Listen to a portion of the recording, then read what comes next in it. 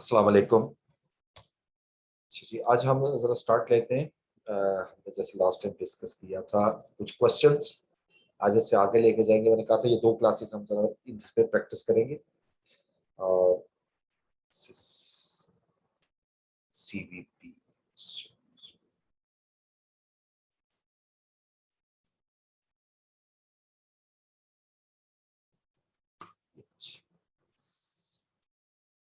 अच्छा, हमने इस पे 3 क्वेश्चंस जो है आई थिंक डिस्कस किए थे सनलाइट तक। अब डॉक्टर एस सन का क्वेश्चन जो है यहाँ से हमने शुरू करना। अच्छा, ये क्वेश्चन जरा बड़ा ट्रिकी सा भी है थोड़ा सा। इसमें खासतौर पे कैश फ्लो बनाने वाला एक थोड़ा पॉइंट आपने ध्यान से देखना है। ओके, क्वेश्चन लेट्स इसको स्टार्ट करते हैं। बिस्मिल्लाहिर्रहमानिर्रहीम। Doctor Ehsan is renowned specialist. After 15 years of private clinic practice, has decided to build a small hospital and run it at subsidized rate. He hired services of a consultant and provided him with all necessary data, which is as follows. Construction will cost rupees 8 million. In 2017 and 2018, it will be completed at a cost of 13 million for 2 years. अच्छा, ये बड़ी interesting चीज है ये कि यहाँ पर आपकी इन्वेस्टमेंट पीरियड सिर्फ स्टार्ट ऑफ द ईयर नहीं है। यानी ये हॉस्पिटल आप कंस्ट्रक्ट कर रहे हो 2 साल चाहिए, एक पूरा साल चाहिए। ये 2 ईयर, ये जो फॉर 2 इयर्स लिख रहा है, construction will cost 8 million in 2017 कि 2017 में 8 मिलियन कॉस्ट होगी और 2018 में it will be completed at a total cost of 13 million for 2 years. और ये कंप्लीट होगी टोटल कॉस्ट में 13 मिलियन फॉर 2 इयर्स। अब यहाँ पर पेमेंट कब की है, this it has not been mention. ये चीज से यहाँ बड़ी इंपॉर्टेंट है कि क्या पेमेंट आपने स्टार्ट पे की है या एंड ऑफ द ईयर की है। ठीक है, उससे काफी फर्क पड़ता है ज्यादा सोल्यूशन पे। तो नॉर्मली हम चूंकि स्टार्ट लेते हैं इसलिए मैं इसको स्टार्ट पे ही लेके हम चलेंगे। उसके बाद लिखते हैं equipment will be purchase in 2018 for 1 million और 2018 में आप इक्विपमेंट खरीदोगे 1 मिलियन का। Hospital will start functioning with effect from 1 जनवरी 2019। ठीक है, यानी 1 जनवरी 2019 को जो है वो आप फंक्शन स्टार्ट कर देंगे। अब देखिए 2 साल मेरा इन्वेस्टमेंट पीरियड है और उसके बाद मुझे रिटर्न आना शुरू होगा। और उसके बाद वो कहते हैं staffing will cost 1.6 million per year starting from 2019। ठीक है, ये भी 2019 से स्टार्ट होगी। एक्सपेंसेस भी, other operating cost will be 500,000 per year. ये भी हमारी आ गई चीज 2019 से। Donations are expected to receive at 1 million per annum. ये हमारी रसीट पे आएगी। Free fee from patient is likely to be 4.5 million per annum. ये पेशेंट से आप फी लोगे। Equipment will be sold at 400,000 in 2022 and new equipment costing 2 million will be purchase. यानी ये फर्दर दरमियान में एक साल ऐसा है जिसमें आपने इसको बाय करना है। ठीक है, उसके बाद यानी एक सेल करना, एक बाय करना है। Hurdle rate is 10%। Ignore income tax. इसने इनकम टैक्स इग्नोर किया है और ये प्रेजेंट वैल्यू दी है और प्रेजेंट वैल्यू 10 इयर्स की है। ठीक है, as a consultant compute year wise cash flow relevant to analysis along with present value over 10 year period. देखो इस क्वेश्चन के अंदर उसने कहा है कि पहले 10 साल का आप कैश फ्लो बनाओ ईयर वाइज। अच्छा, ये वर्ड भी देखिए, ईयर वाइज, हर साल का अलग कैश फ्लो बनाओ relevant to analysis along with net present value over the 10 years period. Okay, now let's start this question.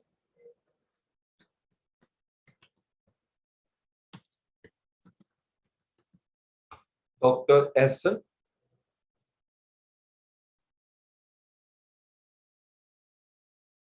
अच्छा इसमें अब चूंकि कैश फ्लोज हैं ज्यादा तो हम इसका एक तरीका ये होता है कि हम ईयर्स जो है वो कॉलम्स की बजाय इसको रो में ले लेते हैं। ठीक है जी, जैसे पहला साल है 2017,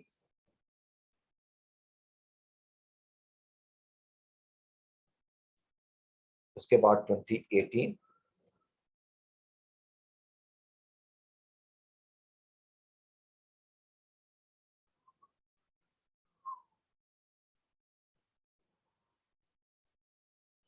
ओके। अब इसी को हम कॉपी कर लेते हैं 10 ईयर्स यहाँ से आगे स्टार्ट करने हैं, यानी 2019, 20, 21, 2, 3, 4, 5, 6, 7, 8, आई थिंक 10 ईयर हो गए होंगे। 1, 2, 3, 4, 5, 6, 7, 8, 9, 10। ठीक है, यहां से अब हमने सारी कैलकुलेशन कर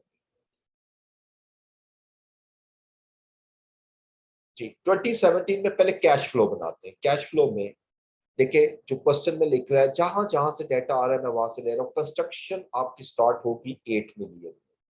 कंस्ट्रक्शन की कॉस्ट लगेगी 8 मिलियन 2017 में। ठीक है, तो यहाँ पर कंस्ट्रक्शन कॉस्ट और 2017 में जो हमारी कॉस्ट लगेगी, और अमाउंट जो है ना, हम इसको जरा यहाँ मैं लिखता हूँ, ऑल द अमाउंट्स आर इन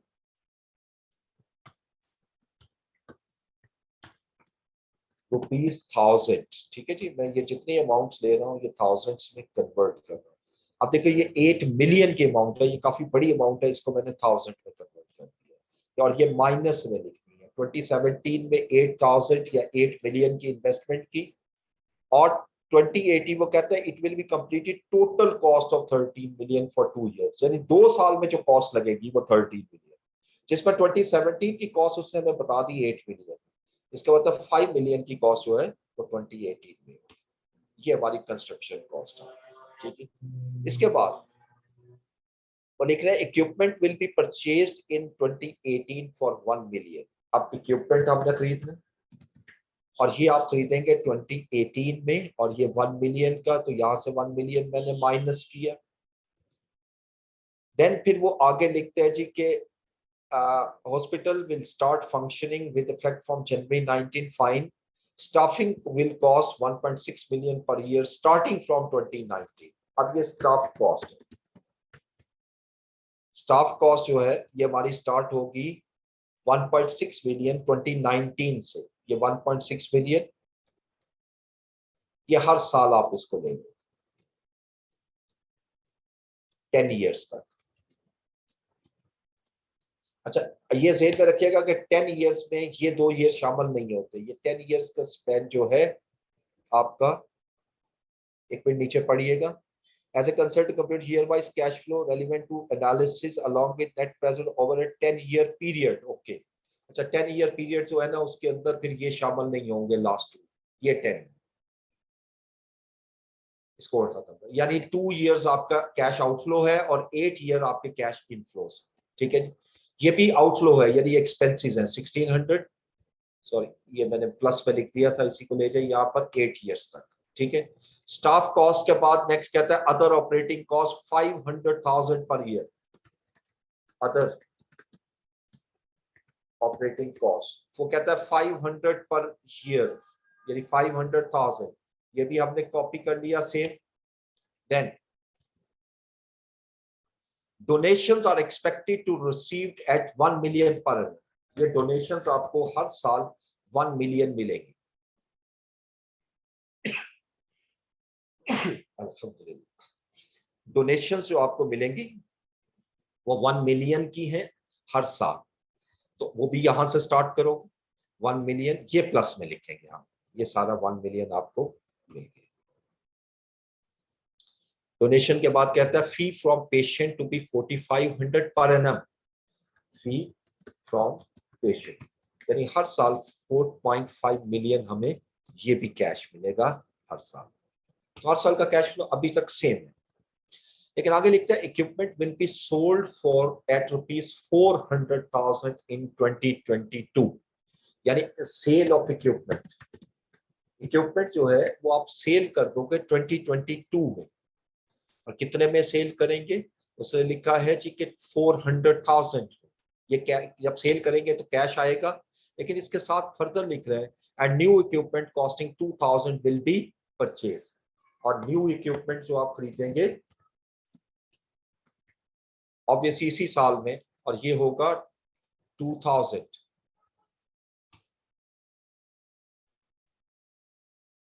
अच्छा, उसके बाद तो हर्डल रेट दिया हुआ है, बस ये यहां तक आप कैलकुलेट करो तो यहाँ ये बनेगा कैश फ्लोस, और इसमें टैक्सेशन है नहीं, बस simply these are known as cash flow. इसको यहाँ पे हम टोटल करते हैं,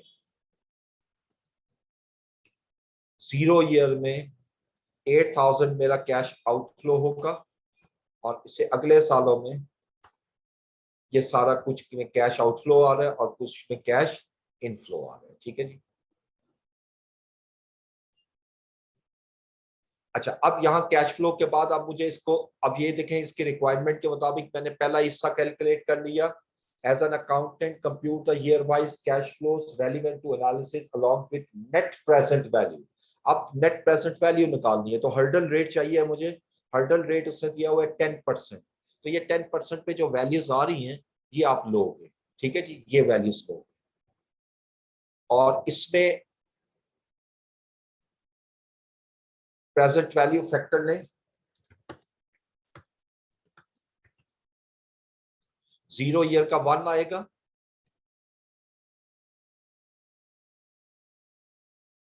और उसके बाद 10 ईयर्स पे जाना है। ये देखिए दिया हुआ है 10 ईयर्स का, तो ये हम भाई उसी तरह कैलकुलेट कर लेते हैं। 1.10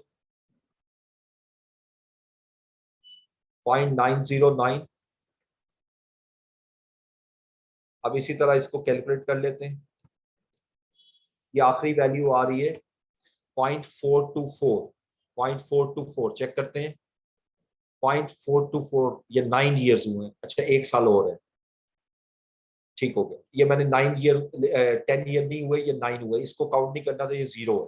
ये 1 2 3 4 5 6 7 8 9। एक और आएगा 2017 और इसमें भी कैश फ्लो वही होंगे, सेम कैश फ्लो। और इसका प्रेजेंट वैल्यू फैक्टर जो है वो 0.386 बनेगा, जो टेबल में गिवन भी है। ये देखिएगा 0.386। अब इसको आप मल्टीप्लाई कर लोगे तो डिस्काउंटेड कैश फ्लो आ जाए।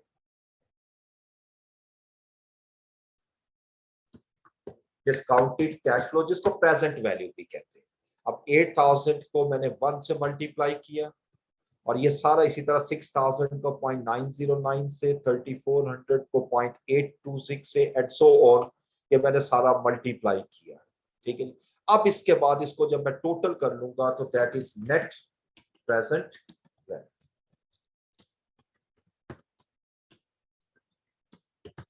ये मेरा आंसर होगा net present value.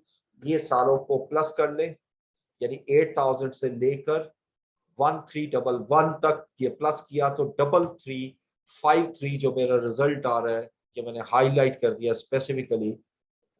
This one is the final answer. ठीक है। उसने जो क्वेश्चन के रिक्वायरमेंट में कहा as a consultant compute year wise cash flow, जो ईयर वाइज कैश फ्लो हमने कैलकुलेट किया है relevant to analysis along with net present value। अब यहाँ आपका क्वेश्चन ये हो सकता है कि हमने एनवीटी क्यों नहीं यूज की। हालांकि हम एनवीटी यूज कर सकते थे क्योंकि कैश फ्लो सिर्फ 1 साल में मुख्तलिफ है। बाकी यहाँ से 3,400 यहाँ पे भी एनवीटी लग सकती है, ये 3 सालों में भी एनवीटी लग सकती है। तो हमने क्यों नहीं लगाई कि क्वेश्चन की रिक्वायरमेंट देखे ईयर वाइज कैश फ्लो मांगा हुआ, इसलिए हमने उसको अलहदा लिया। ठीक है।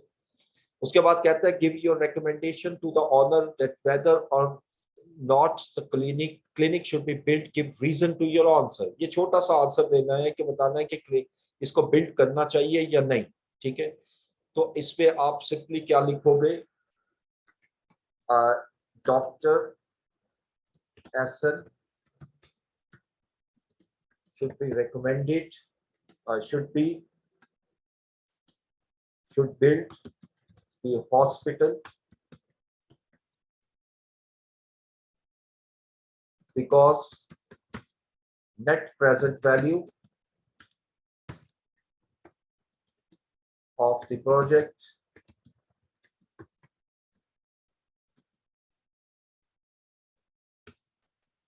shall be rupees 3,353,000, क्योंकि एड पे हमने थाउजेंड्स में कन्वर्ट किया था ना वैल्यू, तो इसको दोबारा हमने उस पर लिख दिया। बस इतनी सी बात आपने लिखनी है, रीजन बतानी है कि क्यों आप इसको लोगे। ठीक है। और अगर बहुत और थोड़ा लिखना है तो लिखेंगे if the net present value is positive as in this question,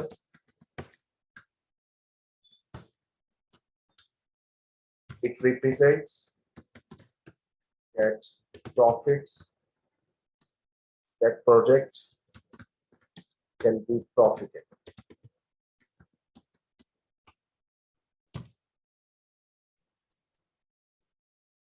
ये आंसर है। चलिए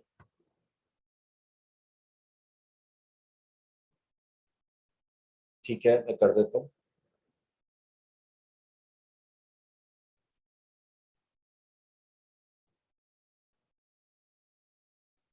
ठीक है, आपका ज्यादा जो कंसर्न आ रहा है वो यहाँ पर इन्वेस्टमेंट क्या है। जैसे मैंने स्टार्ट भी किया था तो आपको लोगों को कहा था कि इसमें सबसे ट्रिकी पॉइंट ही यही है और इसमें कोई मसला ही नहीं है, बाकी तो सीधा सीधा क्वेश्चन है। देखिए पहली बात है कि इसमें इन्वेस्टमेंट 2 सालों में हो रही है। अगर डाटा में देखें तो वो लिख रहा है construction will cost 8 million in 2017 and 2018. In 2018 it will be completed with a total cost of 13 million for 2 years। यानी ये जो कह रहे हैं 2018 में ये मुकम्मल होगी और उस पर टोटल कॉस्ट लगेगी 13 मिलियन की, जो 2 साल की कॉस्ट है। यानी पहले साल की कॉस्ट 8 मिलियन है, दूसरे साल की फिर ऑटोमेटिकली 5 मिलियन होगी। ठीक है। अच्छा, अब आगे उसे लिखा भी है कि hospital will start functioning with effect from January 2019। अब सवाल ये है कि नीचे उसे 10 इयर्स का है, 10 इयर्स पीरियड, और मेरी टेबल में वैल्यू जो है वो भी 10 ईयर है। जो इन्वेस्टमेंट ईयर होता है वो नॉर्मली 0 ईयर होता है, लेकिन जिस साल में जब इन्वेस्टमेंट 2 साल में हो रही हो तो इन्वेस्टमेंट ईयर 0 भी हो सकता है, 1 भी हो सकता है। इसका मतलब है कि मुझे 9 ईयर आगे तक लेके जाने हैं, यानी काउंट यहां से होगा, ये हमेशा ईयर 0 होगा। यहां से आगे 1 2 3 4 5 6 7 8 9 और 10, इस तरह हमने इसको कैलकुलेट करना है। ठीक है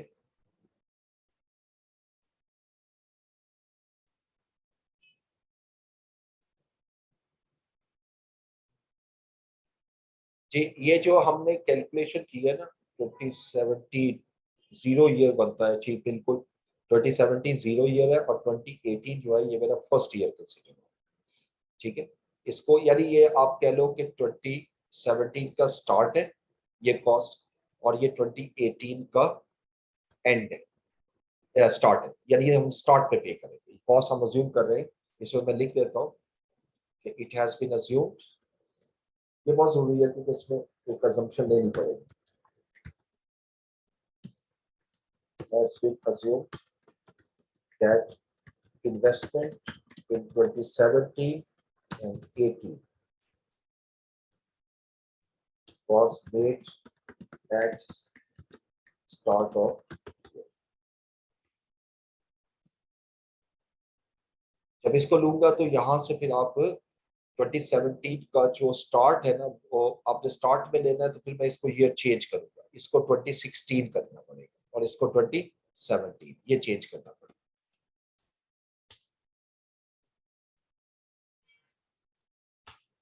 ठीक है, यानी जब आपने कहा जी कि 2017 में स्टार्ट कर रहा हूं तो ये 2017 का स्टार्ट है। 2016 ये जब हम 16 लिखते हैं तो ये एंड होता है, ये 2017 लिख रहा हूं तो ये एंड है, इसका एंड अगले साल का स्टार्ट होता है। इसको हम लेंगे ईयर 0 और इसको लेंगे ईयर 1। ये ईयर 0 और ये ईयर 1, और आगे इसी तरह ईयर 2 3 4 5 6 7 8 9 और 10, इस तरह ये और ये सब बनाया।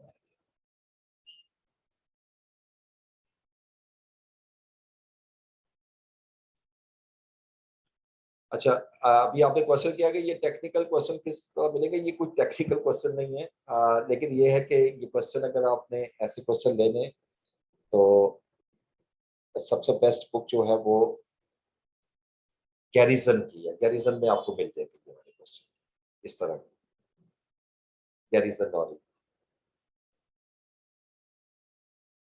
सो नेक्स्ट क्वेश्चन देखते हैं। डोर ऑफ अवेयरनेस,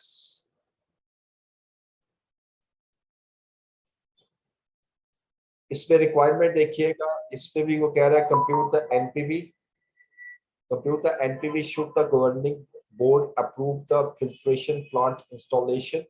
ठीक है, यहाँ पर ये रिक्वायर कर रहा है हमसे।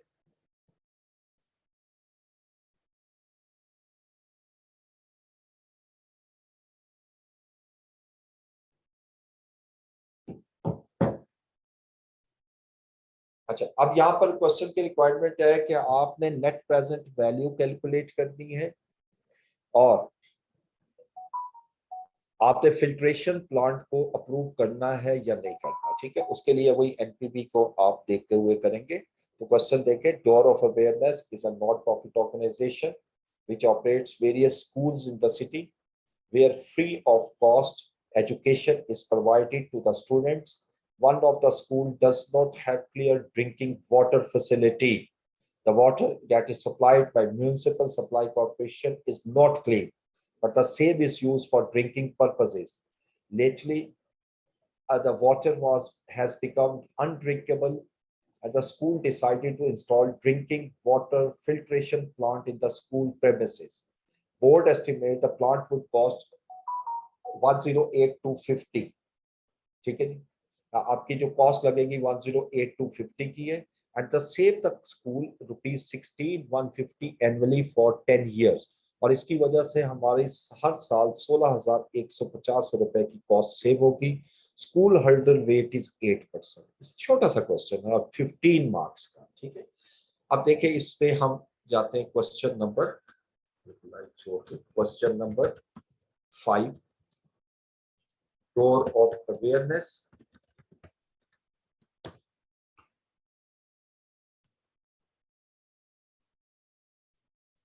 ठीक, तो यहां से हम पहले लेते हैं ईयर्स। ये हम नॉर्मल रूटीन में करेंगे जैसे करते हैं।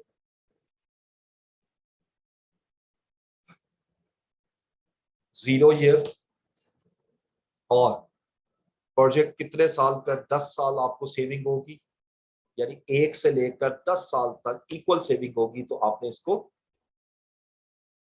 इसी तरह कंबाइन कर दिया, अलग अलग लिखने की यहाँ जरूरत नहीं, ठीक है। अब यहाँ कैश फ्लो लिखते हैं, कैश फ्लोस। अब 0 ईयर में मेरी जो इन्वेस्टमेंट होगी वो 108,250 है, ये माइनस में लिखना है हमने। और उसके बाद हर साल की जो मेरी सेविंग होगी वो 16,150, 16,150, और यहाँ एन्युटी फैक्टर लगेगा। अब यहाँ पर मैं एन्युटी फैक्टर लेते हैं। अब हर्डल रेट कितना दिया हुआ है उसने, अब hurdle rate present value at value factor at different cut off rate, okay, different rates पे है। तो 8% पे भी कैलकुलेट करूंगा और 10% पे भी करूंगा, ठीक है। 8% पे अब यहाँ पर एन्युटी फैक्टर लेना है मैंने।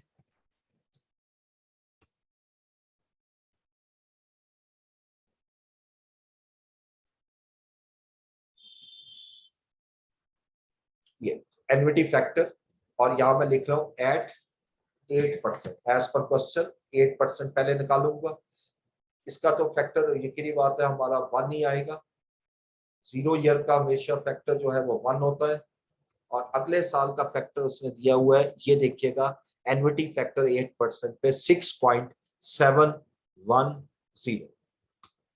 अब इसको जब मैं मल्टीप्लाई करता हूँ, दिस इज प्रेजेंट वैल्यू या डिस्काउंटेड कैश फ्लो। अब प्रेजेंट वैल्यू के लिए 108,250 को 1 से मल्टीप्लाई किया और 16,150 को 6.710 से मल्टीप्लाई किया। अब इसको प्लस कर ले तो ये 117 जो है ये प्लस में आ रहा है, ठीक है। एक तो आंसर ही आया, लेकिन ये आंसर आया कितने परसेंट पे, 8%। अब वो कहता है जी कि डिफरेंट कट ऑफ रेट पे आपने कैलकुलेट करना। अब दूसरा भी कैलकुलेट करते हैं 10% पे, ठीक है। अब एन्युटी फैक्टर लिया हमने एट 10%, पहले साल का उसी तरह आएगा 1, लेकिन दूसरे साल का अब हम देख लेते हैं, ये है 6.145। अब इसकी प्रेजेंट वैल्यू ली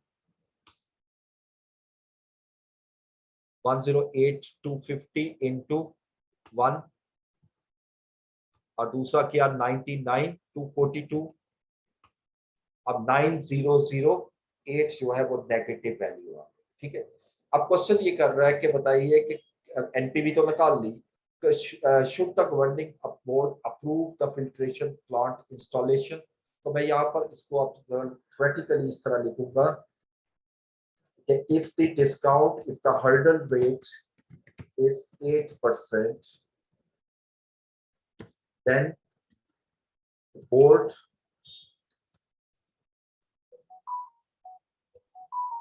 then governing board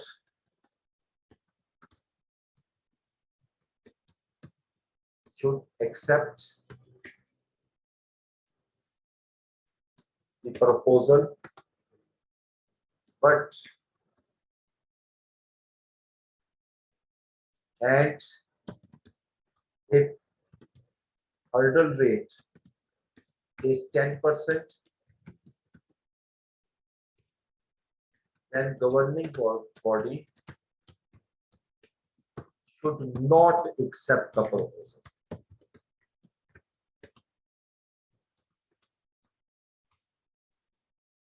अच्छा, इस क्वेश्चन के अंदर एक चीज मैं बता दूं कि आपके माइंड में कंफ्यूजन हो कि मैंने दोनों पे क्यों कैलकुलेट किया, क्योंकि क्वेश्चन के अंदर हर्डल रेट गिवन नहीं है। अलबत्ता वो कहता है प्रेजेंट वैल्यू फैक्टर जो है वो डिफरेंट कट ऑफ रेट्स पर ये दिए हुए।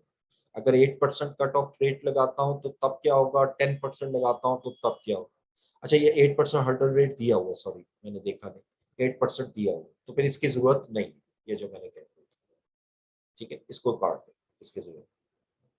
तो फिर आप 8% करेंगे तो बिल्कुल आपको एक्सेप्ट कर लेनी चाहिए। वो लिखा हुआ था, मुझे नजर नहीं।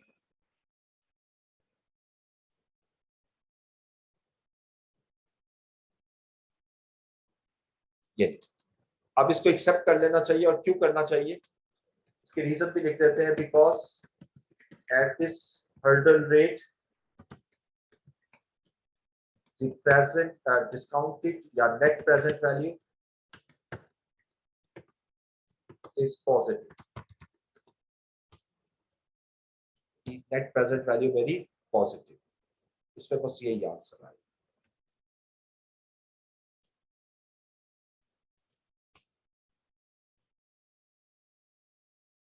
ठीक है, तो ये 15 मार्क्स का हमारा छोटा सा क्वेश्चन था। आपने पूछा जी 10% पे क्यों नहीं कैलकुलेट किया। ठीक है, इसलिए कैलकुलेट नहीं किया हमने क्योंकि उसने हर्डल रेट क्वेश्चन के अंदर गिवन। ठीक है, हर्डल रेट वो रेट होता है कि जिससे कम पे आप इन्वेस्टमेंट नहीं करोगे, यानी हर्डल रेट वो है कि जहां कम अज कम इतना रिटर्न आपको मिलना चाहिए। अगर 8% पे लगाकर आप कैलकुलेट करेंगे तो आंसर आ जाएगा। दूसरी बात आपने पूछा एनवीटी का फार्मूला मेंशन कर दें, तो एनवीटी का फार्मूला मैंने लास्ट टाइम भी लिखा था और लास्ट टाइम भी बताया था, और फिर बता देता हूँ आपको। एनवीटी अगर लगानी हो तो उसका फार्मूला क्या होता है, प्रेजेंट वैल्यू ऑफ एनवीटी, इसका फार्मूला होगा R into 1 minus bracket small 1 plus R small raise to power minus N whole divided by R और ब्रैकेट क्लोज। ये फार्मूला इस पे वैल्यू पुट करोगे, ठीक है, तो ये आपके डायरेक्ट ये वैल्यू निकालेगा प्रेजेंट वैल्यू। ठीक है, अगर आर हटा देंगे तो ये प्रेजेंट वैल्यू फैक्टर ये 6.710 निकलेगा, 8%, अगर आप इसको कैलकुलेटर पे कैलकुलेट करें। Okay, next question, question number 6। Silver company limited, Silver Company Limited is considering a new product line to supplement its range line. It is anticipated that new product line will involve cash investment of rupees 700,000 at time zero. यानी जो मेरी investment होगी 0 year में वो आपकी 700,000 होगी eight ₹1 million in year 1। इसमें इस क्वेश्चन में भी 2 साल इन्वेस्टमेंट हो रही है। पहले साल इन्वेस्टमेंट यानी 0 ईयर में 700,000 है, ईयर 1 में इन्वेस्टमेंट 1 मिलियन है। लिखता है after tax cash flow of 600,000 are expected from year 2 to year 5, और यहाँ पर आफ्टर टैक्स कैश फ्लो लिख दिया है तो इट्स ओके। ठीक है, यानी ये आफ्टर टैक्स है, इसमें जो टैक्स लगाने की जरूरत नहीं है, ऑलरेडी लगाया हुआ है। 600,000 मेरा सेकंड ईयर से लेकर 5th ईयर तक कैश फ्लो सेम, तो I can use the एनविटी here. ठीक है, यहाँ मैं एन्युटी यूज करूंगा क्योंकि टेबल नहीं थी, और टेबल नहीं दी तो आप कैलकुलेटर पे मुझे कैलकुलेट करके बताइएगा। आइएगा यहाँ पर अब इस क्वेश्चन में,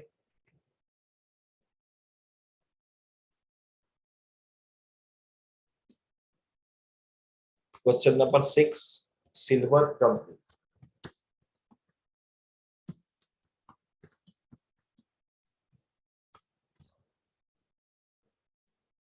अच्छा जी, अब इसमें देखें तो यहां से स्टार्ट हियर, उसी तरह लेते हैं 0,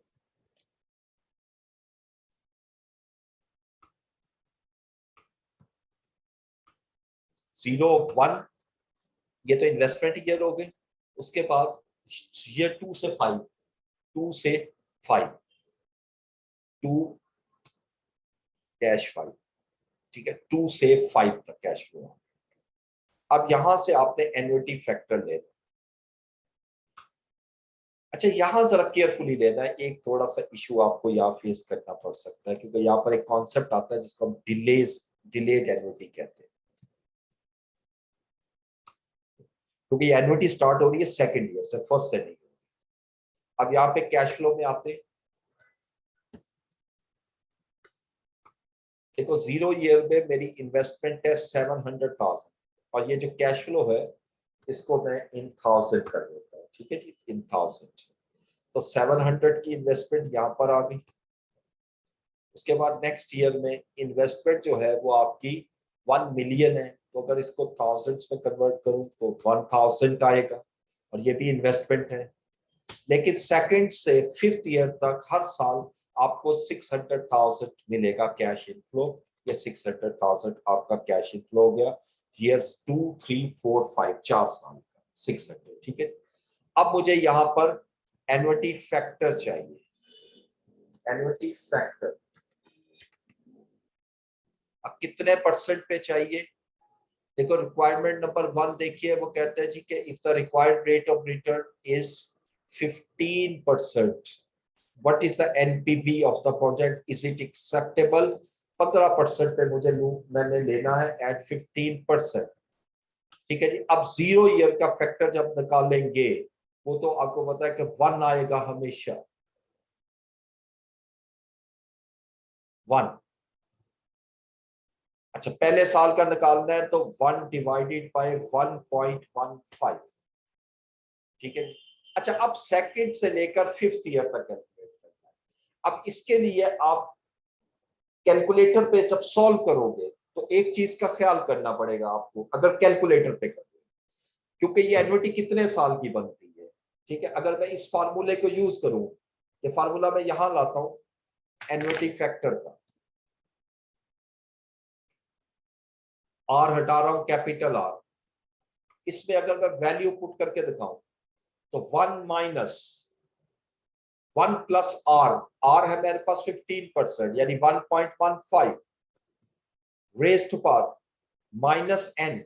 आप देखो एन्युटी कितने ईयर की है, 2, 3, 4, 5, 4 ईयर्स की। 5 ईयर नहीं लेने, आपकी एन्युटी है 4 ईयर की, ठीक है। अच्छा, लेकिन आपकी स्टार्ट कब से हो रही है? सेकेंड ईयर से। अब ये पॉइंट बड़ा अहम है, सेकेंड ईयर से स्टार्ट हो रही है, तो मैं क्या करूंगा, इसको पहले 5 कैलकुलेट करूंगा, ठीक है। 5 कैलकुलेट करूंगा और उसपे जो 1 वाला फैक्टर है वो माइनस कर दूंगा। यहां तक जो कैलकुलेट होगा ये आपका 5 साल का एन्युटी फैक्टर है, यानी 1, 2, 3, 4, 5। अब मुझे चाहिए 2, 3, 4, 5, तो जो 1 वाला फैक्टर है वो 0.870 जो ऑलरेडी कैलकुलेट हुआ वो माइनस कर दो। ये जो आंसर आएगा वो यहां लाओगे। अब जरा कैलकुलेटर पे मैं कैलकुलेट करता हूं, 1.15 raise to power -5, 1 minus answer divided by 0.15, और होल डिवाइडेड बाय, ये फार्मूले में नहीं लिखा मैंने, होल डिवाइडेड बाय 0.15, या तक आपका 3.352, इसमें से मैंने 0.870 लेस कर देना है, तो ये बनेगा 2.482, ये फैक्टर है। आप कैलकुलेटर पे कैलकुलेट करके देख लो, मैंने इस वैल्यू से कैलकुलेट किया, ठीक है। अब जैसे ये कैलकुलेट किया, अब आप इसको प्रेजेंट वैल्यू कैलकुलेट कर लें।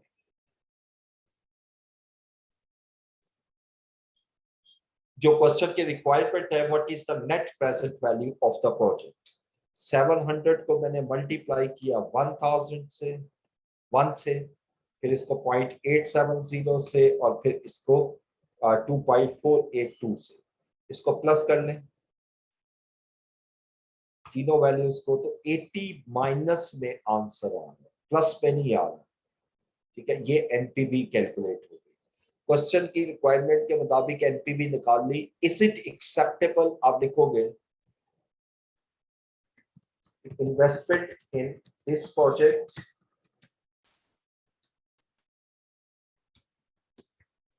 is not acceptable as it will decline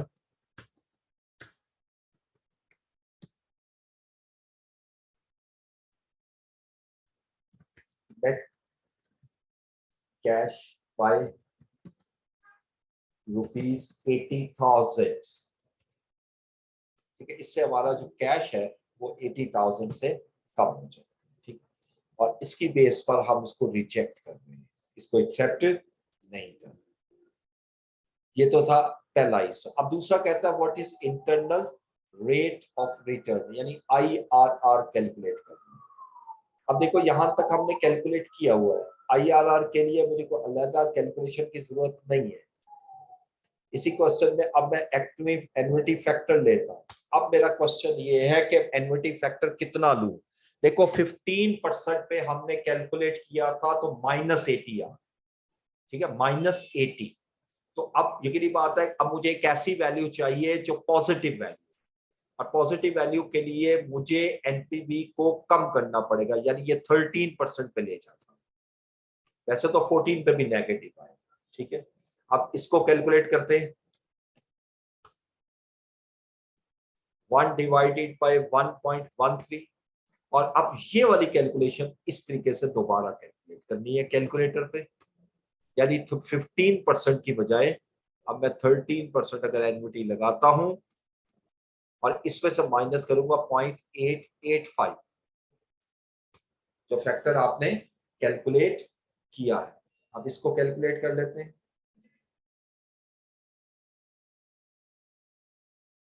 rest power -5,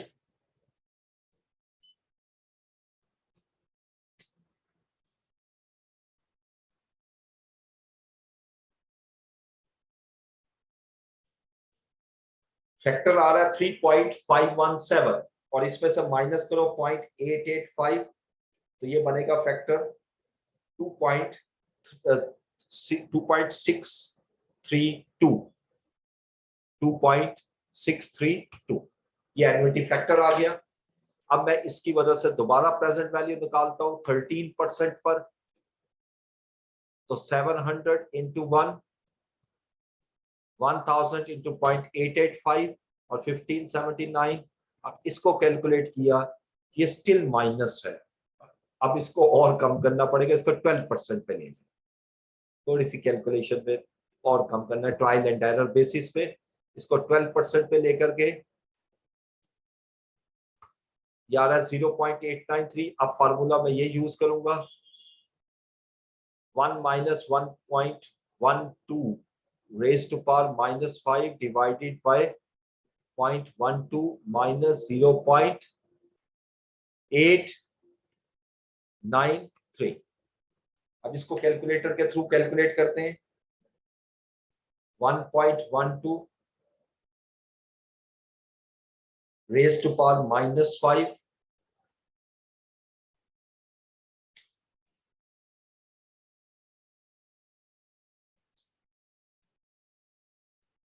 893, ये आ रहा है 2.75 2.712, और अब देखें ये पॉजिटिव में कन्वर्ट हो चुका है, ठीक है। 34, 12% पे एन्युटी फैक्टर 34 प्लस है, 15% पे नेगेटिव है, अब IRR का फार्मूले से पहले वही चार चीजें लिख लेते हैं जो हमने लास्ट टाइम पढ़ी थी। ए की वैल्यू क्या है, ए का मतलब क्या था, लो रेट, वो रेट जो लो है। अब ए का लो रेट देखें कितना है, इसमें दो रेट लगाए, एक 15%, एक 12%। इनमें से लो रेट जो है डेफिनेटली वो 12%। और बी हाई रेट,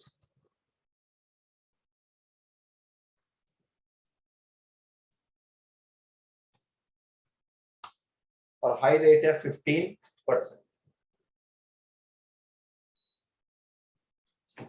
ए का रेट है 12%, बी का रेट है 15%, ए और बी। अब मुझे एनपीवी एट ए चाहिए, यानी एनपीवी लो रेट पर, लो रेट पे एनपीवी 34 है, और NPV at B high rate पर एनपीवी -80। ठीक है, पहला काम हमने वही करना है। फार्मूला आपका IRR का आपको याद होगा कि अगर आप कहते हो दोबारा लिख देता हूं, IRR is equal to A plus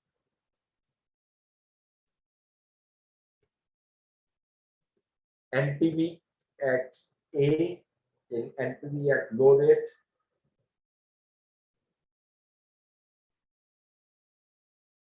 divided by NPV at low rate minus NPV at high rate, or into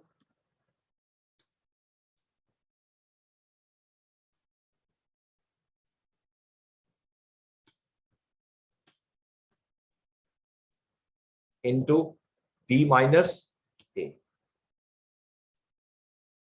ये फार्मूला एक दफा फिर लिख दिया मैंने। अब यही वैल्यू देखते हैं, ये देखो चार वैल्यू मैंने निकाल ली, A N A N B.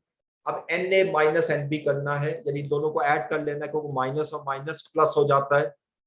ये 119 आया, इन दोनों को डिवाइड किया आपस में, एन ए ये है divided by N A plus N B 115, और इसको हमने डिवाइड किया, ये आंसर आया। अब ये हिस्सा जो मैंने कैलकुलेट किया वो अभी तक यहां तक कैलकुलेट हुआ है, इसको b माइनस ए से मल्टीप्लाई कर देते हैं, और b माइनस ए कैसे निकलेगा, 15% माइनस 12%। ठीक है, अगर इसको परसेंट में देखें तो ये 3% आ गया। अब 0.30 को 3% से मल्टीप्लाई कर दें,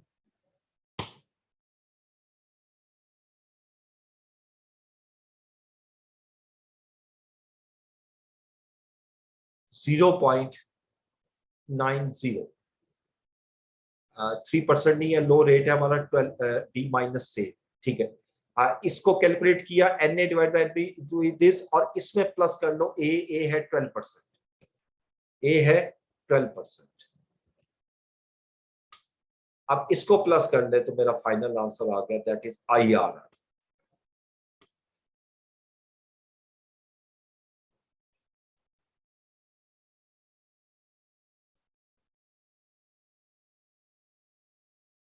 $12.90 is the IRR, internal rate of return इस प्रोजेक्ट का। ठीक है, तीसरा पूछ रहा है, what would the case if the required rate of return was 10%।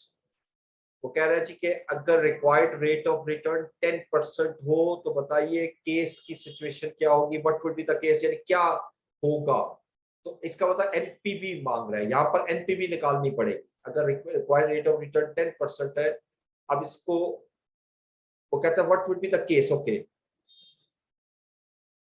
अगर 10% हो जाए तो एनपीवी क्या होगी 10%। ठीक है, तो ये वाला हिस्सा ले आए, इतना हिस्सा हम ले लेते हैं, ये सी पार्ट है, और एनपीवी हम लेते हैं 10%। अब इसका 10% लिया, कैश फ्लो तो वही देंगे 0.909, और इसको कैलकुलेट किया, और इसके लिए वही फार्मूला जैसे मैंने लिखा था, दिस वन। लेकिन अब ये कैलकुलेट करूंगा 10% पे, तो 1 माइनस 1.12 की बजाय 10 raise to power 5 minus raise to power -5 divided by 0.10 और माइनस 0.909। इसको कैलकुलेटर पे कैलकुलेट करें, ये आ रहा है 1.10 raise to power -5, 1 minus answer divided by 0.10 और -0.949, ये फैक्टर आ रहा है 2.882, 2.882, तो ये 120 पॉजिटिव हो रहा है। तो आप कहेंगे कि if the discount rate is 10%, then project should be accepted because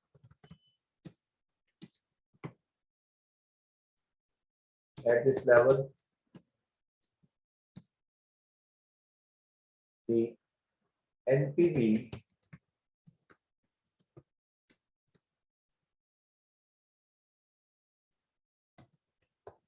is positive।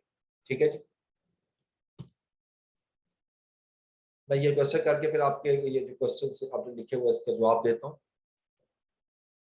और आखिर में कहता है प्रोजेक्ट पे बैक पीरियड आपने कैलकुलेट करना है। ठीक है, अब पे बैक के लिए इसके लिए मैं टेबल पूरी बनाऊंगा, ज्यादा आसान रहेगा। ठीक है, इसके लिए मैं ज्यादा आसानी के लिए सारी टेबल बनाता हूँ।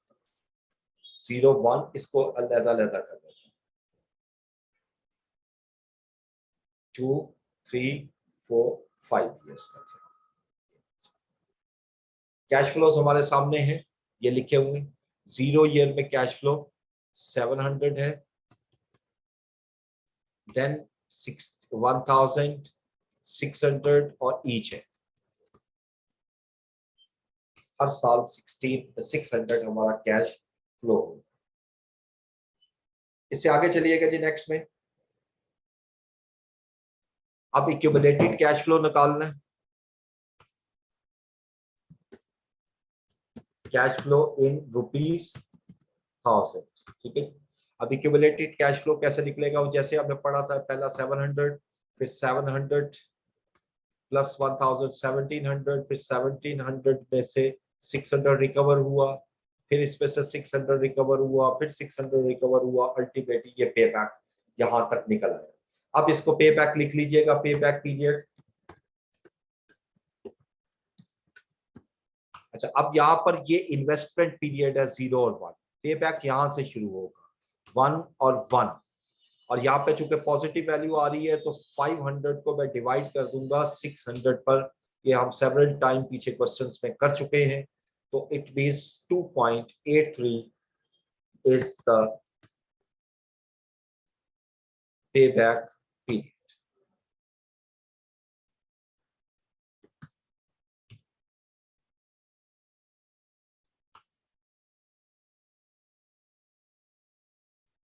To 2.83 years।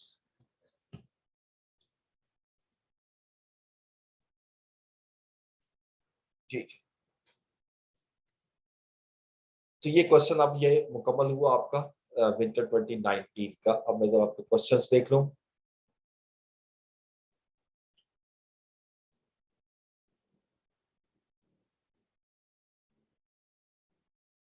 अगर हमने ऑलरेडी एनपीवी 12% की बजाय 10% पे कैलकुलेट करते तो क्या आंसर में कोई चेंज आता? अगर नहीं तो पार्ट सी में हमें एनपीवी कैलकुलेट नहीं करनी पड़ती, इंटरप्रिटेशन बता देते हैं। पहले क्वेश्चन में, इसके पहले पार्ट में आइएगा। पहले पार्ट में उसने जो रिक्वायर की है ना, अगर आप देखो वो लिख रहा है कि 15% रिक्वायर्ड रेट ऑफ रिटर्न पे एनपीवी निकालो। ठीक है जी, 15 पे। अच्छा, दूसरा ये है कि हमने इसको, आपकी बात अब इसको अगर पिक करूँ तो ठीक है, अगर आप यहाँ 10% लेते तो वहाँ इंटरप्रिटेशन कर देते, आप बिल्कुल ठीक कह रहे हैं। अगर हम 10% लेते तो मैं यहाँ पर इंटरप्रिटेशन इसकी यही ले लेता डायरेक्ट। ठीक है, ये आपकी बात को एग्री करता हूँ। पे बैक 3.83, देखो पे बैक जी, अब ईयर 1 भी काउंट नहीं हो, यहाँ काउंट इसलिए नहीं होगा कि ये भी इन्वेस्टमेंट ईयर। हमारा प्रोजेक्ट में जो असल में जहां इन्वेस्टमेंट ईयर कंप्लीट होता है उसके बाद पे बैक शुरू होती है। 2 साल तो पैसा लगाना है ना। अब ये समझ लो जैसे आपको बिजनेस स्टार्ट करते हो, 2 साल तक आप पैसा लगा रहे हो। अब जब वो ऐसा लगा चुके होगे, पे बैक वहां से शुरू होगा, इसलिए आप इसमें फर्स्ट ईयर नहीं लोगे। इससे पहले जो क्वेश्चन आप फर्स्ट लेते रहे हैं, वहां पर जो बेसिक लॉजिक होती थी वो सिर्फ इतनी थी कि 0 ईयर में इन्वेस्टमेंट होती थी, फर्स्ट ईयर में इन्वेस्टमेंट नहीं होती। इस वजह से ये आपको फर्क नजर आ रहा है। एन्युटी में पे बैक पीरियड कैलकुलेट करते हुए जस्ट फार्मूला नहीं लगेगा। देखो फार्मूला लग सकता है उस तरह, लेकिन यहाँ पर आप फिर वो सेकेंड ईयर का कॉन्सेप्ट आ जाता है ना, इसलिए बेहतर है कि आप उसको इसी तरीके से कर लो। ठीक है, फार्मूला भी लग सकता है।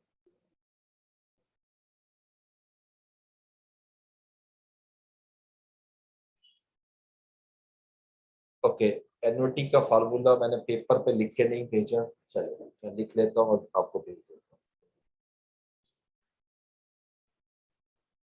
Formula in on page.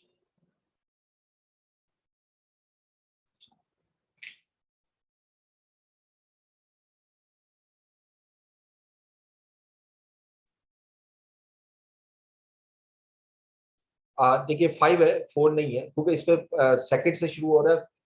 Annuity 4 year की है, ये जो आपने क्वेश्चन किया है। Sir raise to power -n, आपने बोला 4 था और लिखा 5 है जी, बिल्कुल ठीक है। मैंने 4 इसलिए बोला था कि मैं अब भी बोल रहा हूँ कि एन्युटी का जो पीरियड है वो 4 साल का है। ठीक है, लेकिन इसमें 1 साल जो है ना पहला माइनस करना पड़ेगा मुझे, इसलिए मैंने 5 लेके उसमें से 1 साल का फैक्टर माइनस कर दिया, इस वजह से वो आएगा।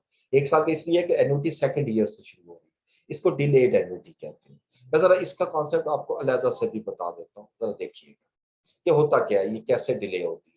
जैसे ये मैंने कैलकुलेट किया ना, जरा 15% पे जाता है, कोई भी फिगर दे दो, नॉर्मल मैं कैलकुलेट कर रहा हूँ। ठीक है जी, ईयर 1 का जो फैक्टर होगा, ये मैंने 1 से चल, ईयर 1 का फैक्टर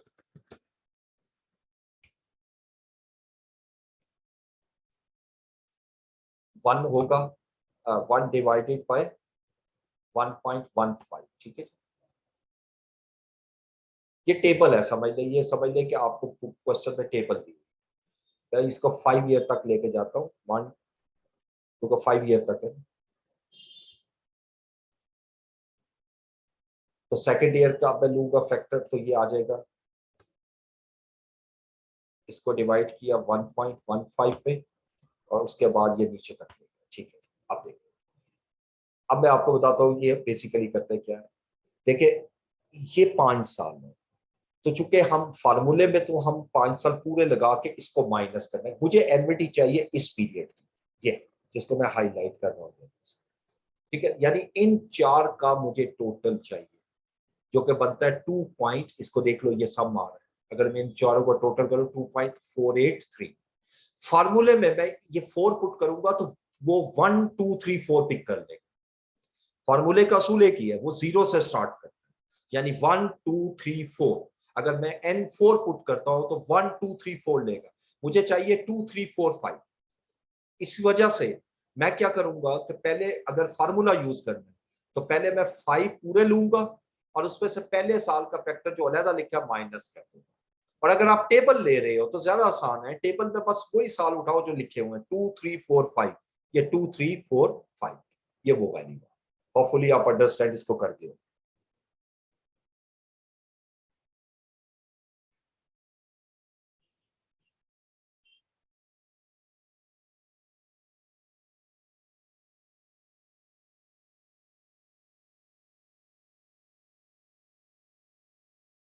अच्छा,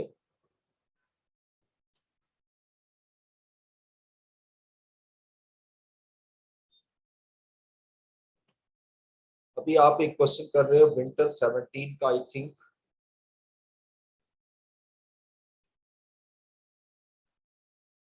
जी ईयर वाइज भी कर सकते हैं, उसमें मसला नहीं है। अभी मैं एक क्वेश्चन देख रहा था, इसको मैं कर दूं। हाँ जी, कि आपने विंटर एग्जामिनेशन 2021 क्वेश्चन नंबर 10 जो करवाया था, उसमें ईयर 1 भी इन्वेस्टमेंट पीरियड था, वहां पे आपने प्लेबैक पीरियड के लिए ईयर 1 को काउंट किया था।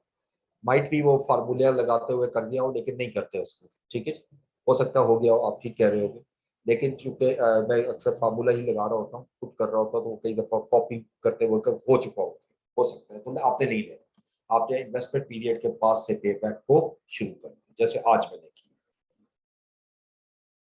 अच्छा जी, अब आगे चलते जी क्वेश्चन में। क्वेश्चन नंबर 7 देखिएगा। A company is considering an investment proposal या investment of an item of equipment costing 250,000।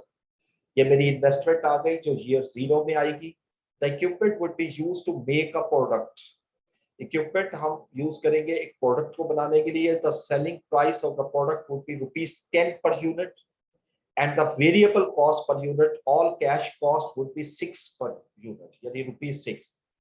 The project would have 4 years life and sales are expected to be this। ये सारी सेल आ गई हमारी units. There will be additional fixed cash overhead of 50,000 each year as a result of the project। हर साल 50,000 हमारी fix cash overhead भी होंगे। Company expects no impact of inflation during the life of project। Company's cost of capital is 12%। ठीक है, और इसके अंदर भी टैक्सेशन नहीं। जब टैक्सेशन ना हो तो कैश फ्लो हमें बस चाहिए होता है, बिफोर टैक्स आफ्टर टैक्स का कॉन्सेप्ट हमें नहीं चाहिए। तो अब इसके लिए हमें कैश फ्लो बनाना पड़ेगा इस क्वेश्चन में भी। ये भी क्वेश्चन अच्छा है, क्वेश्चन नंबर 7।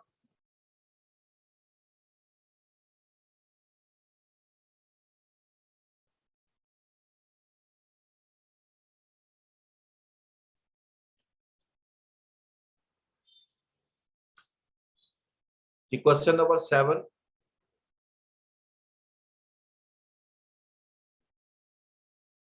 अ कंपनी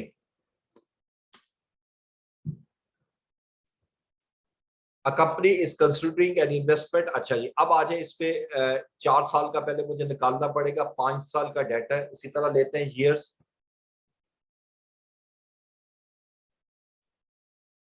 इसको इस फॉर्मेट में करें, जहां कैश फ्लो इस तरह निकालना हो तो इस फॉर्मेट में करें। ठीक है जी, ईयर 0 ज्यादा आसान हो जाएगा। 0 1 2 3 4। ठीक है जी, ये मैंने सारे ईयर्स लिख लिए। अब यहाँ पे आइए, जैसे जैसे क्वेश्चन में आ रहा है लिखते जाए। देखिए, company is considering investment of item equipment 250,000 की इन्वेस्टमेंट में करूंगा,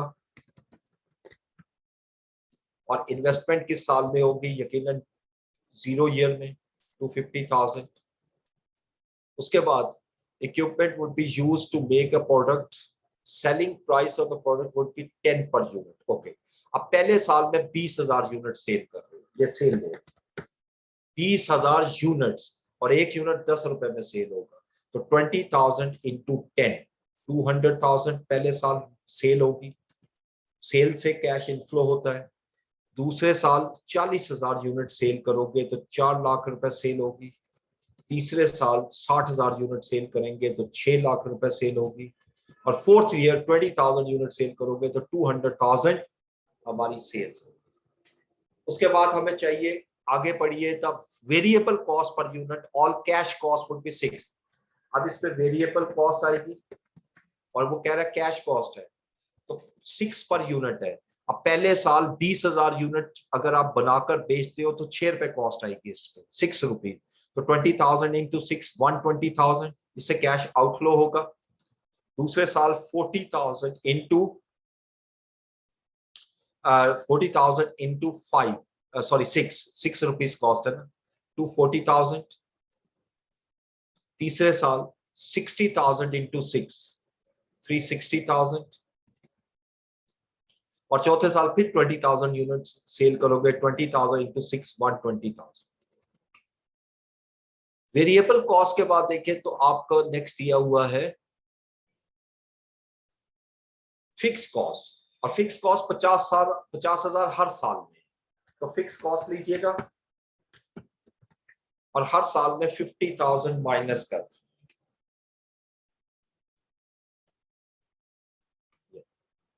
ठीक है, अब यहां तक क्वेश्चन कंप्लीट हुआ। सिर्फ कॉस्ट ऑफ कैपिटल 12% दिया हुआ है।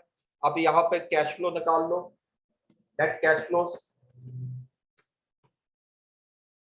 इसको सम किया तो 0 ईयर का कैश फ्लो -250 है, इससे अगले सालों में देखें, हर साल का टोटल करते जाए तो पहले साल कैश इनफ्लो 30,000 होगा, दूसरे साल कैश इनफ्लो 110,000 होगा, फिर 190,000 होगा, फिर 30,000।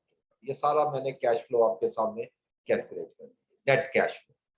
अब यहां से मुझे डिस्काउंट फैक्टर चाहिए, प्रेजेंट वैल्यू फैक्टर।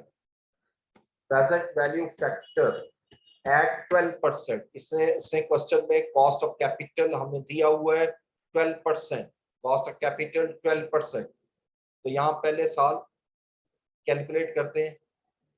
0 ईयर का तो फैक्टर आप 1 होता है, पहले साल का 1 डिवाइडेड बाय 1.12, फिर इसको डिवाइड किया 1.12 पे, 12%, इस तरह ये वैल्यू लेते जाओ तो आखिरी वैल्यू आ गई 0.636। अब जब मैं इसको मल्टीप्लाई करूंगा तो ये प्रेजेंट वैल्यू आ गई, प्रेजेंट वैल्यू यानी 250 इंटू 1, 250,000, 30,000 into 0.893, 26786, 110,000 into 0.797, 190,000 into 0.712 और 30,000 into 0.636।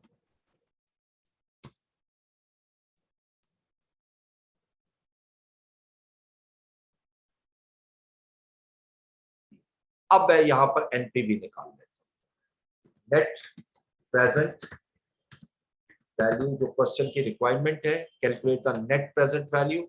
आप इस सारों को सम कर दें, 18,781 इज द आंसर, और यही मेरा एनपीवी है। और इसमें कोई डिसीजन नहीं मांगा हुआ, और अगर मांगा हो तो पॉजिटिव है तो मुझे एक्सेप्ट कर लेना चाहिए, ठीक है, इसे रिजेक्ट नहीं करना चाहिए। ओके, आप इस क्वेश्चन की बात कर रहे हो आज, बिल्कुल ये 1 ईयर में भी इन्वेस्टमेंट है, तो आपका पे बैक यहां से शुरू होगा, सेकेंड ईयर से, ठीक है। ये जो सेकेंड ईयर है ये फर्स्ट ईयर बुलाएगा पे बैक के पॉइंट ऑफ व्यू से।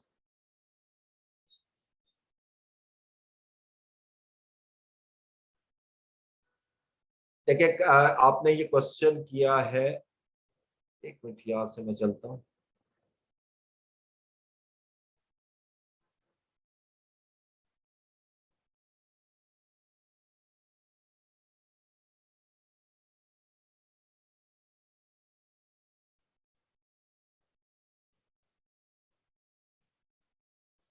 अच्छा आगे चलिए। This is a profit not a cash flow. जी, देखो इस क्वेश्चन के अंदर उसने क्लियरली लिखा हुआ है कि ये जितने भी अमाउंट है सेल माइनस मला लागे मला बलूची मुरा लगे सही। तो माइक ऑफ कीजिएगा, किसका माइक ऑन है? If you want to ask a question, please ask me, या otherwise mic off कीजिएगा। मेरे से आईडी बनी हुई है तो उसमें मैं इस्तेमाल नहीं करता। ये तस्वीरी का नाम बस ये मर गए थे प्लीज आप माइक ऑफ कीजिएगा। ओके, अच्छा जी, आपका क्वेश्चन ये है कि ये कैश है या आपका कैश है या आपका प्रॉफिट है? ये प्रॉफिट नहीं है। प्रॉफिट तब होता जब मैं डेप्रिसिएशन भी लेस करता। देखो इसमें जो सेल की है वो कैश में है, वेरिएबल कॉस्ट भी कैश में है, फिक्स कॉस्ट भी कैश में है, ठीक है। जब सारा कुछ कैश में है तो इसका मतलब जो आंसर मैंने निकाला है वो प्रॉफिट नहीं है, वो कैश फ्लो, ये जो मैंने कैलकुलेट किया, ठीक है, this is a cash flow. Okay,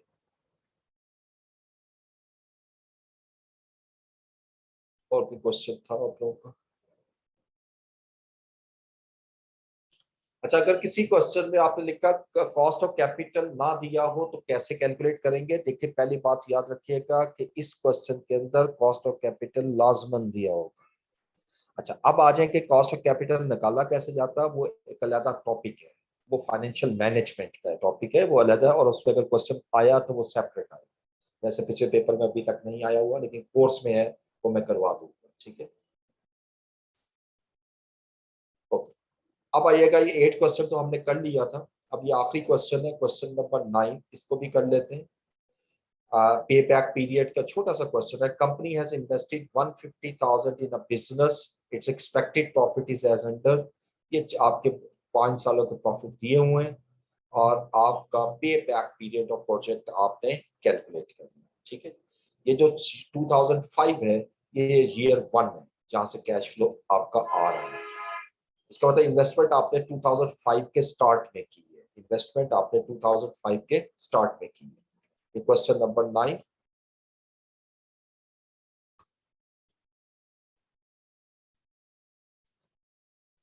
That is payback.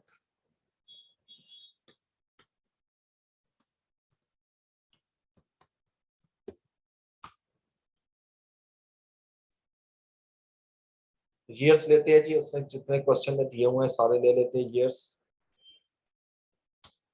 Year 0 जो है वो 2015 का स्टार्ट है और उसके बाद 2005 जो है वो ईयर 1 होगा एंड सो। और इसके बाद हमें कैश फ्लो चाहिए।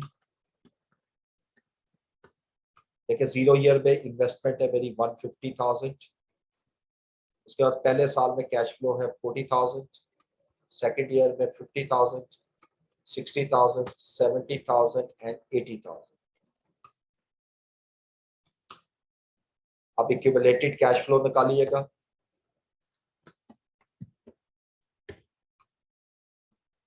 जीरो ईयर का ये आ जाएगा, देन इस पे प्लस किया, दैट्स ऑल। अब देखो यहाँ पर जहां तक ये 0 आ रहा है बस वहां तक पे बैक। ये तो बहुत सिंपल सा है, पे बैक पीरियड। 0 को छोड़ दें, यहां से हम चलेंगे 1 1 1, यानी 3 years is the pay back period. इसको सम कर लें तो ये आपका पे बैक पीरियड आ जाएगा।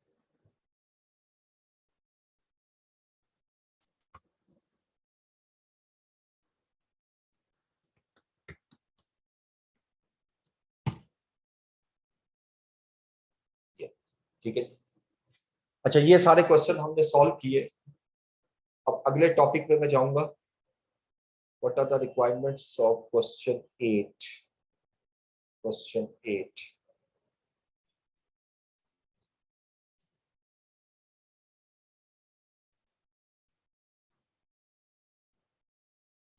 इसमें विंटर 2010 का पेपर उठाते हैं, पेपर भेजे थे विंटर 2021। इसका क्वेश्चन नंबर 10 और इस पे ये 4 चीजें कैलकुलेट करनी है। पे बैक पीरियड वहां लिखा नहीं, रेलेवेंट रह गया।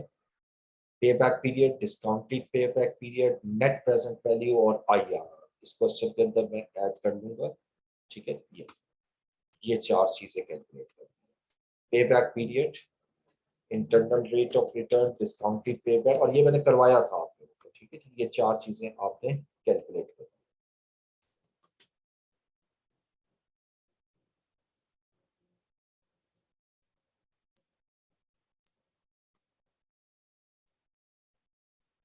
ओके, इसको बाद में फॉरवर्ड करता।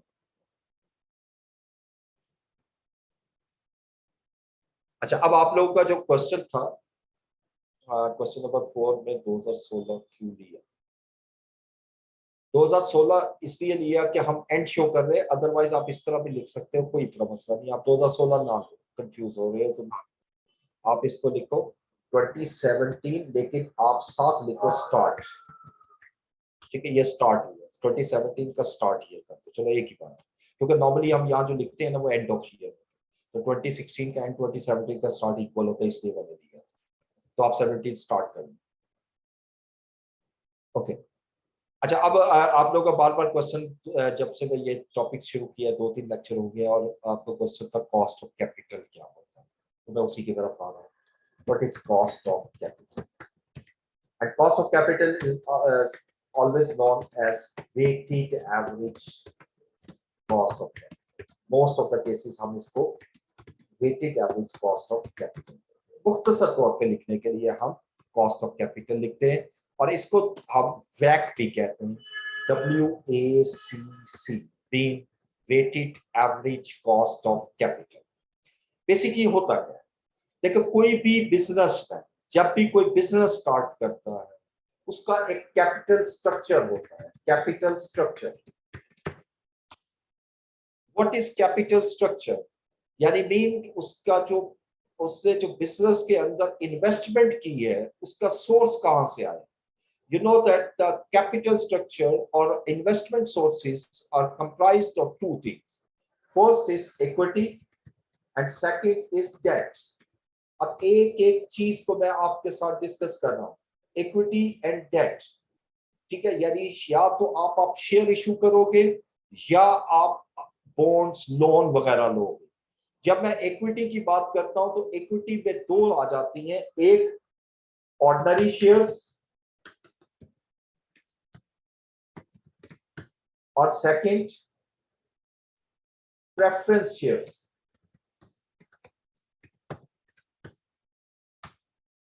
जब मैं बात करूंगा डेट की तो डेट पे एक तो बॉन्ड्स आते हैं जिसको आप डिबेंचर्स कहते हो, बॉन्ड डिबेंचर्स वगैरह आते हैं। इसके अलावा बैंक लोन है, वो भी आपका डेट है, ठीक है जी। इवन लीज पे अगर कोई आपने अमाउंट ली है, लीज पे कोई चीज ली है तो लीज लाइबिलिटी जो है वो भी आपका डेट है।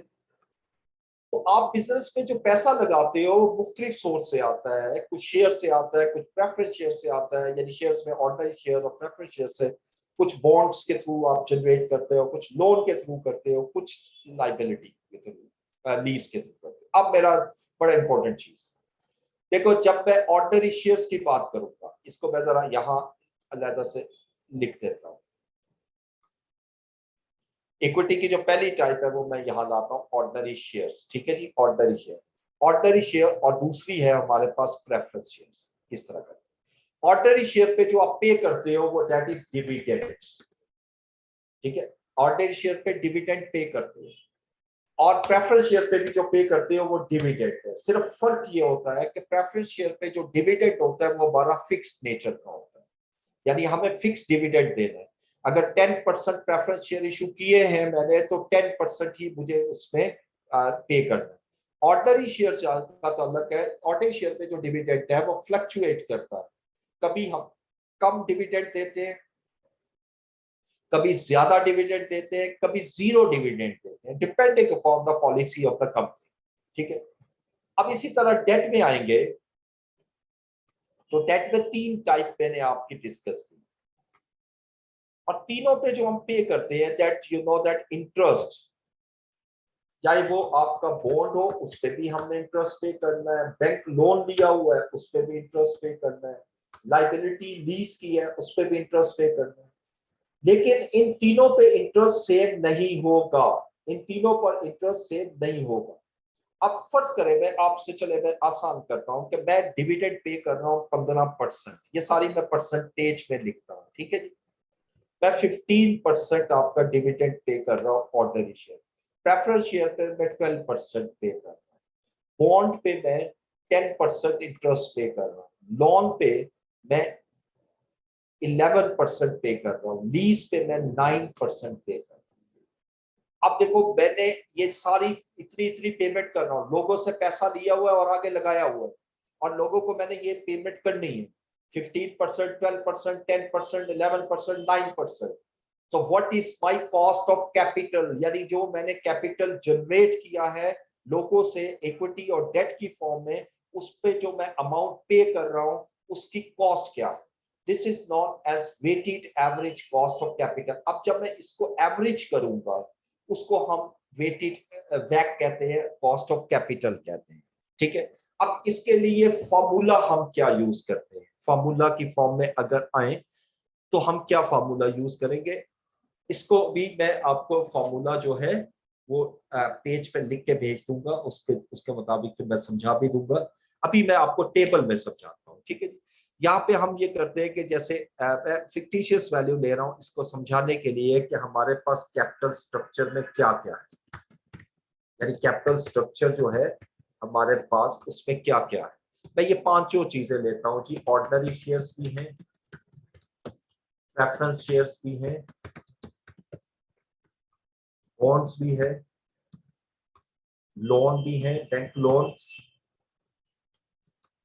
और लीज लाइबिलिटी।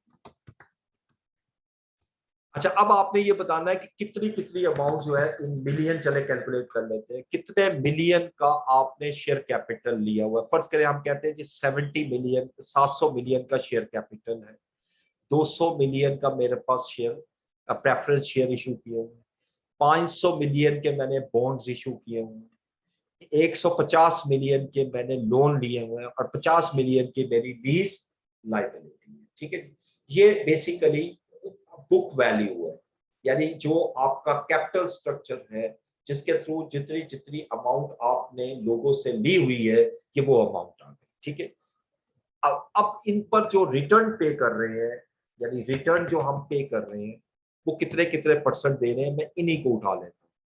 यानी आपका रिटर्न जो हम पे कर रहे हैं वो ये आ गया 15%, 12%, यानी ऑर्डनरी शेयर पे मैंने 15% डिविडेंड देना, प्रेफरेंस शेयर पर 12% डिविडेंड देना, बॉन्ड पे 10% इंटरेस्ट पे करना, बैंक लोन पे 11% इंटरेस्ट पे करना, लीज लाइबिलिटी पे 9% इंटरेस्ट पे करना। अब इसको मैं पहले कैलकुलेट करता हूं कि अगर मुझे 700 मिलियन मैंने ऑर्डनरी शेयर पे लिया है, तो मुझे डिविडेंड कितना पेमेंट करना पड़ेगा, या मैं पेमेंट कितनी करूंगा, वो कैलकुलेट कर लेते हैं। ये पेमेंट ऑफ डिविडेंड और पेमेंट ऑफ इंटरेस्ट है। अगर 700 मिलियन के मैंने शेयर इशू किए हैं और इस पर 15% इंटरेस्ट, सॉरी, डिविडेंड रिटर्न मैंने उनको देना है, तो आई हैव टू पे 105 मिलियन। ठीक है जी। इसी तरह 200 मिलियन मैंने प्रेफरेंस शेयर अगर इशू किया हुआ है और 12% उस पर मैंने इंटरेस्ट पे कर, डिविडेंड पे करना है, तो 24 मिलियन का इंटरेस्ट ये आ गया। अब इसी तरह अगर मैं कैलकुलेट करूं बॉन्ड पे, तो 500 मिलियन का 10%, 50 मिलियन का मैंने इंटरेस्ट पे करना है। बैंक लोन में देखें तो 617 मिलियन पे करना है, लीज पे 5। इसको हम डेसिमल प्लेसेस तक कैलकुलेट करेंगे तो ज्यादा एक्यूरेसी आपको नजर आएगी। ठीक है जी, इसको 2 डेसिमल तक करें। तो ये वो अमाउंट है जो आपने लोगों से ली हुई है, बिजनेस में इन्वेस्ट की हुई है। ये वो अमाउंट है जो इन्वेस्टमेंट के अगेंस्ट आपने रिटर्न देना है। जब इसको मैं टोटल करता हूं, तो टोटल मैंने पेमेंट करनी है 200 मिलियन। और कितनी पेमेंट के अगेंस्ट, यानी इसको भी टोटल कर लें, यानी मैंने लोगों से ओवरऑल जो रकम ली हुई है वो 1600 मिलियन, और मैंने 1600 मिलियन के अगेंस्ट 200 मिलियन पे करना है। So what is a वैक? वैक is equal to ये 200 जो पेमेंट करनी है डिवाइड कर दो 1600 into 100, दैट इज द वैक। अब इसको कैलकुलेट करते हैं यहां पर, तो ये आएगा 2 डिवाइडेड बाय 16 into 100, और इसको अगर मैं परसेंटेज में कन्वर्ट करूं और इसको पॉइंट्स में लेके जाऊं, तो 12.50% जो है वो मेरा कॉस्ट ऑफ कैपिटल कहलाएगा, जिसको हम दूसरे लफ्जों में weighted average cost of capital भी कहते हैं। ठीक है, it's a very easy to calculate, it's not a difficult. ठीक है, फॉर्मूले में भी हम इसको बताएंगे कि किस तरह है, वो मैं लिख दूंगा। ये जो कैलकुलेशन की है, this calculation was based on book value, यानी जो जितना मैंने लोन लिया था, ठीक है, जितना मैंने शेयर लिए थे, ये उसकी बुक वैल्यू था। लेकिन सम टाइम एग्जामिनर ये कहता है कि वैक should be calculated on the market value, book value पे नहीं कह रहा, मार्केट वैल्यू पे कह रहा है। तो उस सूरत में हम क्या करते हैं कि पहले बुक वैल्यू को हम कन्वर्ट करते हैं मार्केट वैल्यू पे, पहले बुक वैल्यू को हम कन्वर्ट करते हैं मार्केट वैल्यू पर। ठीक है, उसके बाद फिर हम कोई रिटर्न लगाकर जो पेमेंट निकाल रहे हैं उसको उस पर कैलकुलेट कर देंगे। यानी सारी कैलकुलेशन ये सेम है, सिर्फ एक कॉलम का इजाफा कर दो, चले आसान कर दो। अगर मैंने इसको कैलकुलेट करना है, ये है बुक वैल्यू आंसर। अगर मैंने मार्केट वैल्यू लेनी है, तो फिर ये कैलकुलेशन अभी चेंज नहीं होगी, ये सेम। अब मैं सिर्फ यहां पर मार्केट वैल्यू निकालूंगा, जो यकीनन क्वेश्चन में हमें बताया होगा। अब जैसे ऑर्डनरी शेयर का फर्ज करें, वो कहते हैं जी कि इस वक्त शेयर 12 रुपए का, 12 रुपीज का। ठीक है, तो नॉर्मल शेयर 10 रुपीज का। तो इसका मतलब ये जो शेयर है 700 into 12/10, जब ये एग्जांपल लूंगा ना प्रॉपर लिख कर, अभी सिर्फ आप कॉन्सेप्ट सीखो, क्योंकि आज के लेक्चर में जो टाइम था मैंने कहा थोड़ा सा ब्रीफली इसको डिस्कस कर लें, बाकी इसको मैं डिटेल में सारा बताऊंगा ये कैसे मैं कैलकुलेट कर रहा हूँ।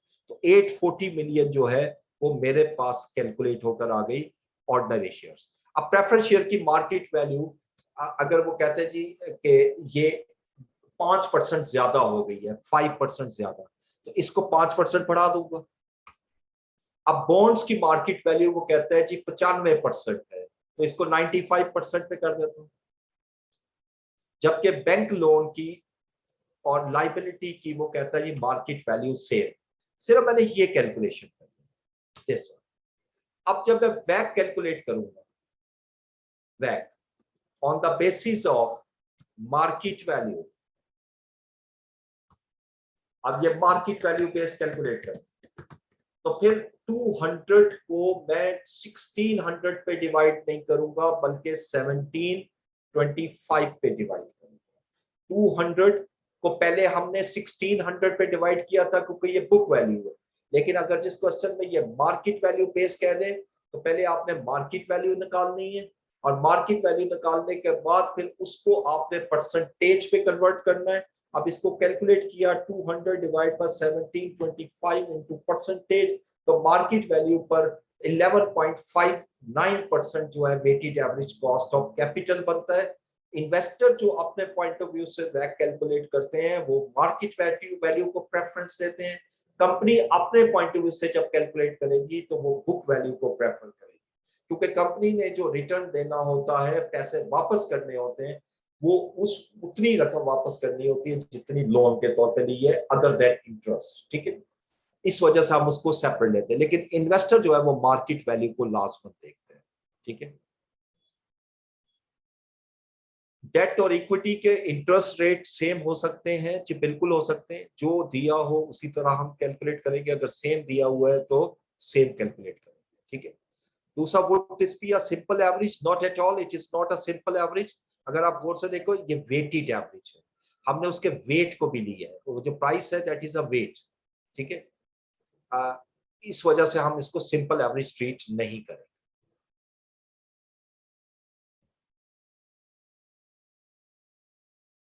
ओके, अब आपको क्वेश्चन पूछना है तो प्लीज पूछिए, मैं आपको जवाब देता हूँ। 5-6 मिनट है मेरे पास आपके क्वेश्चंस के आंसर देने के लिए। नेक्स्ट टॉपिक में नेक्स्ट इस पे शुरू करूंगा क्लास में। जी, anyone want to ask question? Hand raise कीजिएगा या टाइप कीजिएगा, मैं जवाब देता हूँ।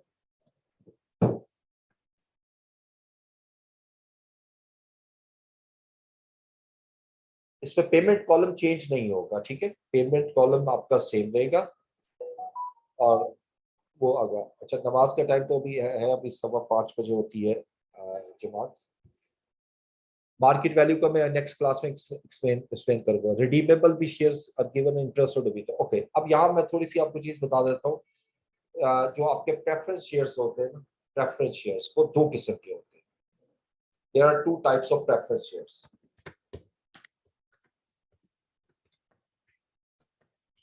एक प्रेफरेंस शेयर्स होते हैं जिसको कहते हैं इररिडीमेबल।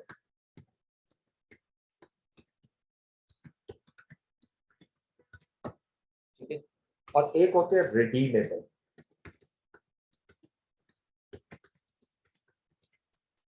याद रखिएगा, जो इररिडीमेबल प्रेफरेंस शेयर है इस पे जो हम पे करते हैं उसको हम डिविडेंड कहते हैं, वो ये इक्विटी में फॉल करता है।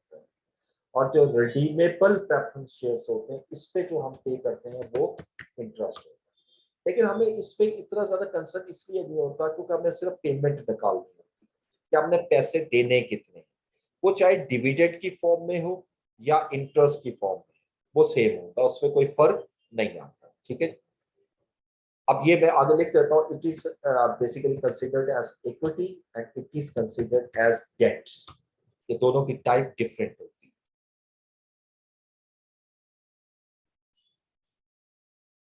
पेमेंट की इंस्टेंट रेट को भी वेटेड एवरेज निकाल सकते हैं। डायरेक्ट वेट जो है ना, वेटेड एवरेज का मतलब ही ये है कि आप उसको वेट के साथ मल्टीप्लाई करो।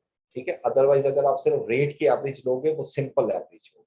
मिसाल के तौर पे अगर ये तमाम 5 हैं, इसको मैं एवरेज करूँ, ठीक है, अब मैं इसको जरा डेसिमल दे लो, इसको मैं आपको शो करता हूँ, ये जैसे लिखे हैं आपने, ठीक है। अब अगर मैं इसको एवरेज करूं, ये 2 डेसिमल था, ठीक है जी, ये एवरेज देता है। देखिए क्या फार्मूला लगा देते हैं, average at the rate of this,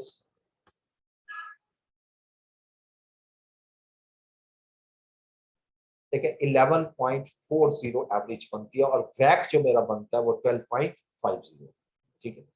अब बेसिकली ये फर्क क्यों आ रहा है वैक और इसमें, आंसर में फर्क क्यों आ रहा है, क्योंकि जिस पर आपने रिटर्न ज्यादा पे करना है उसकी अमाउंट ज्यादा, उसका वेट ज्यादा, और जिस पे इंटरेस्ट कम पे करना है उसका वेट कम है। तो डेफिनेटली यहाँ वेटेड एवरेज जो है वो डिफर करेगी आपकी सिंपल एवरेज। तो डोंट यूज सिंपल एवरेज, या मैं लिख देता हूँ, डोंट यूज सिंपल एवरेज।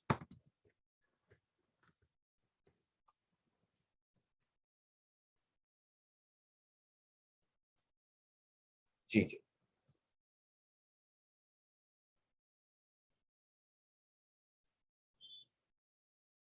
देखें, पहली बात है कि ये जो आपने कॉन्सेप्ट लिखा है कि कैश साल के शुरू में जनरेट होता है, ये पॉसिबल है। जब आप इन्वेस्टमेंट करते हो किसी कंपनी में, आज इन्वेस्टमेंट करोगे, आज पैसे कौन देगा, ठीक है, हमेशा एक साल के बाद ही अजूम करते हैं, ये कभी भी नहीं हो सकता कि स्टार्ट होता ही है आज।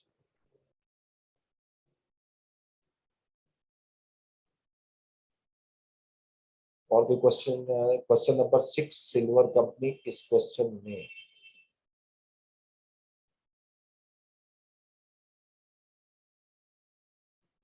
इसमें क्या है जी, क्वेश्चन 6 में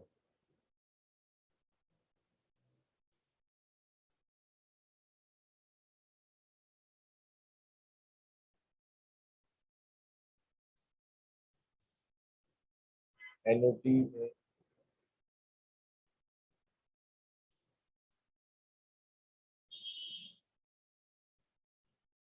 देखिए मैंने यहाँ पर अभी आपको पूरी डिटेल में एक्सप्लेन किया है ये वाला पॉइंट कि आपने इसको 5 मैंने क्यों लिया। देखो, जब मैं एनविटी का फार्मूला लगाता हूँ तो 1 से स्टार्ट करता है हमेशा। अगर मैं -4 लूंगा तो वो पहले 4 साल उठाएगा, 1 2 3 4, और जो आंसर आएगा वो इन 4 का सम होगा, जो कि 2.855 है, जो कि गलत हो जाए। बेसिकली मुझे चाहिए ईयर 2 3 4 5। अब मैं डायरेक्ट नहीं निकाल सकता 2 3 4 5 है, ये 4 साल। मैं क्या करूंगा, पहले 5 साल की एन्युटी निकालूंगा, एन्युटी फैक्टर यानी 1 2 3 4 5। इसमें से पहले साल का जो फैक्टर है वो माइनस कर दूंगा, ये देखिएगा -0.870, तो 4 साल का एन्युटी फैक्टर है। ठीक हो गया। चले अब 5 बजे के क्लास में ऑफ करता हूँ, बाकी इंशाल्लाह नेक्स्ट क्लास में